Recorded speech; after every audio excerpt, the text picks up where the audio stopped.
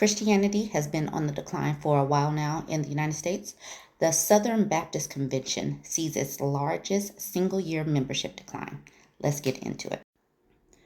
The SBC saw its steepest single year decline in membership in 2022, continuing a 16-year downward trajectory, due in part to up-to-date member rolls. Meanwhile, the Nashville-based SBC saw an increase in church giving last year, according to SBC Annual Church Profile. Lifeway Research, a division within Lifeway, or the SBC publishing arm, released its yearly report on Tuesday. There are currently 13.2 million members and a little over 4,700 churches in the SBC. More than 180,000 people were baptized in an average weekly in-person worship of 3.8 million. So a lot of people are claiming to be church members. Only a small percentage is actually going to church. So Texas, North Carolina, Georgia, Alabama, Tennessee, Florida, Kentucky, and Mississippi are the leading states for number of churches, church membership, and average weekly in-person worship attendance.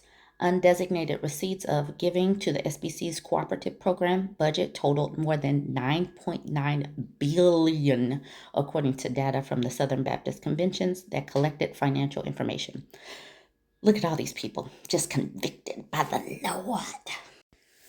All right, change over time. There are 457,371 fewer members. That is almost 500,000 fewer people, and 416 fewer churches in the SBC in 2022 compared to 2021. So almost 500,000 drop.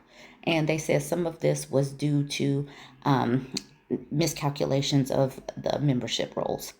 But membership in the SBC has been on the decline since 2007. However, giving was up by 2%, and in-person worship attendance was up by 16% in 2022 from the prior year.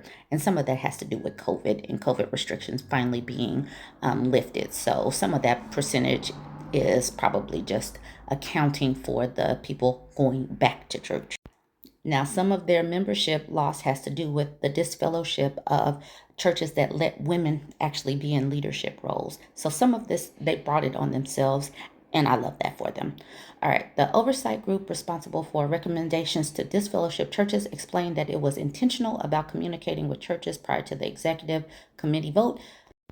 Yeah, I'm not too concerned about the rest of this, but kicking people out because women are in charge is not a good look. And, whatever. Hopefully that money continues to drop. Like, comment, share.